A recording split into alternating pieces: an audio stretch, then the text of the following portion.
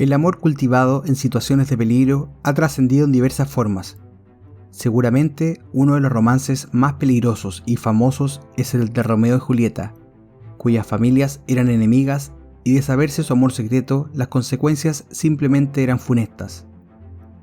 En amores peligrosos de la vida real, tal vez el más conocido es el que compartieron los norteamericanos Bonnie y Clyde, quienes se dedicaban a robar bancos y se convirtieron en enemigos públicos del gobierno de Estados Unidos, a pesar de gozar de la simpatía de los habitantes del país. La infancia de estos dos forajidos arrancó cuando los Estados Unidos se encontraban sumidos en una grave crisis económica, conocida como la Gran Depresión. Muchos de los jóvenes a los que les tocó vivir aquella época solo contemplaban la delincuencia como único camino para poder sobrevivir y dejar atrás una vida miserable. Bonnie Elizabeth Parker nació en 1910 y perdió a su padre, albañil de profesión, cuando apenas tenía 4 años. Tras la muerte de su progenitor, se trasladó con su familia a Dallas, donde desarrolló una gran afición por la literatura y la poesía, algo que en el futuro formaría parte de su leyenda. En el colegio conoció a Roy Thornton, con quien decidió huir y casarse, pero la vida de la joven con su marido estuvo envuelta en sufrimiento y malos tratos. Así que cuando Roy fue detenido por asesinato, Bonnie aprovechó aquel momento para escapar, pedir el divorcio y conseguir un trabajo como camarera. Tampoco la vida de Clyde Chestnut Barrow fue un camino de rosas. Estuvo marcada por las deudas que asfixiaban a su familia. Estas fueron el detonante para que a los 17 años Clyde empezara a delinquir. Al principio eran pequeños hurtos que le ayudaban a conseguir algo que comer. A partir de ahí, los pequeños robos se convirtieron primero en allanamientos y luego en atracos, secuestros y hasta asesinatos. Con 21 años, Clyde ya había pisado 2 veces la cárcel. El 5 de enero de 1930, el destino puso en el mismo camino a los futuros amantes. Una de las muchas versiones que circulan sobre su primer encuentro cuenta que los dos jóvenes se conocieron en casa de unos amigos y que el flechazo fue inmediato. Bonnie compartió con Clyde su pasión por la poesía y sus ganas de escribir, y él su decisión de dejar su carrera delictiva y el deseo de empezar una nueva vida y encontrar un trabajo honrado. A los 3 meses de conseguir un trabajo en la construcción, Clyde lo dejó y cometió un robo que lo llevó a la cárcel por 3ª vez. Tras huir de ese lugar, Clyde fue capturado y encarcelado de nuevo. Fue condenado a trabajos forzosos, y el joven tuvo que soportar vejaciones y violaciones continuas por parte de otro recluso sin que las autoridades interviniesen. Clyde decidió poner fin a aquella situación y asesinó a su agresor golpeándolo con una tubería. Para no cargar con el crimen, convenció a otro preso que cumplía cadena perpetua para que se autoinculpara.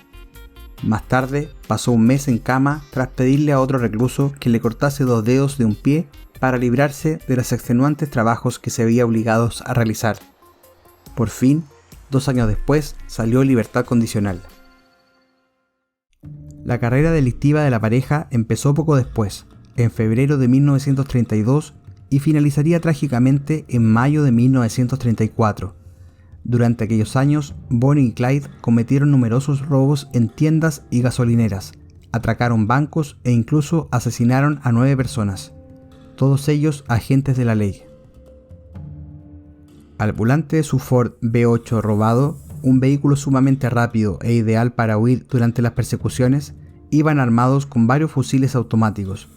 Ante la imposibilidad de atraparlos, en 1934, las autoridades solicitaron a Frank Hammer, un ex Ranger de Texas, que se encargara de su captura.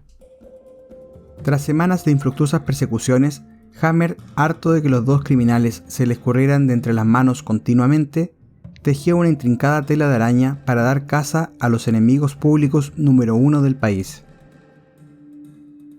Su primer paso fue conseguir que una de las personas más cercanas a la pareja, Henry Medvin, un veinteañero con un historial criminal muy extenso, les traicionara.